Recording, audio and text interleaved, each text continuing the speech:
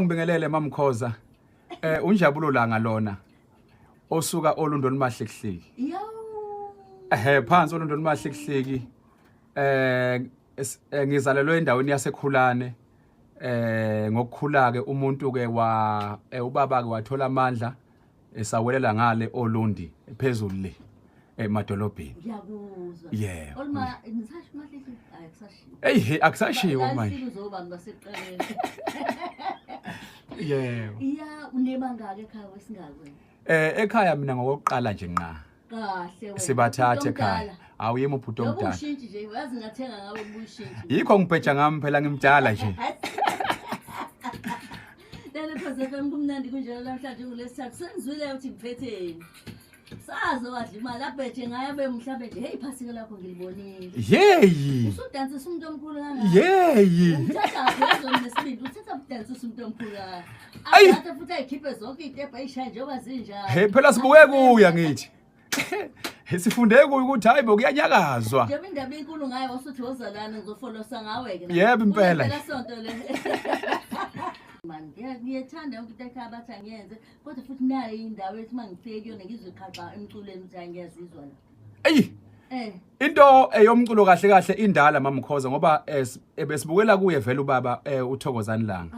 Bakini. Kimi ke ubaba omncane khona ekhaya emndenini. Uthini wena? Impela nje impela ngoba uyayuzwe mhlambe namaphimbo ethu abantu laphana basadideka namanje ukuthi hayibo unjabulo lona noma ubaba wakhe manje. Kusho ngiyapha likhona nje ukuthi indlela okhuluma ngayo noma usucula iyavela iphimbo lakho. Yebo. Kufane nje lento.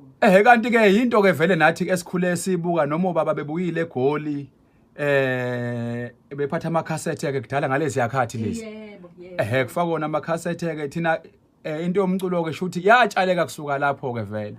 Thina nje besazi ukuthi umuntu oculayo emhlabeni ubaba omncane uThokozani. Kodwa nawe ucishe wanamehleshayini nawe kancane akusho. Sonke ke sinje. Ngempela. So njengoba senishile nje sizoza ukuthi ngishiye kwenza nobaba omncane yayibona lona. Awu seshile nje. Hayi nishile ngiyanibona. Sishile nje. Yabo.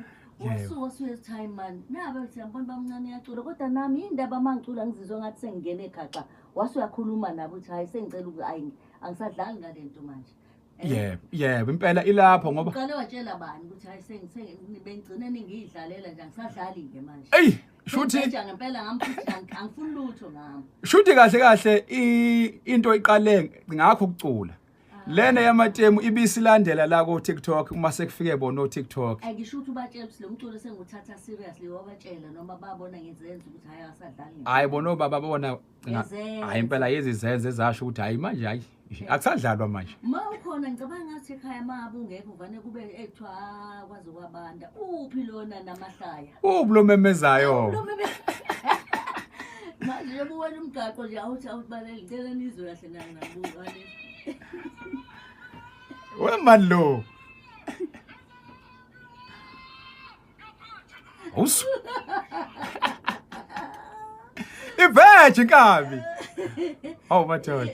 Ibe nebala ayikho umuntu ofuna ngayo kodwa nowenza le nto abantu bayikhumbula ukuthi umuntu unelungelo ukuthi abe ngaba nje nawe. Ngaba impela noma ngathiwa izimo zomhlaba ziyakushaya nqaba nje ngawe. Usho kanje. Nqaba noma ngathiwa ebank akukho mali nqaba ngawe. Ubheje nje ngamthi. Nqaba impela nje. Hey madoda. Yabona ke ingoma zakho ungitshele ngiyazi khona le kaThokozani la.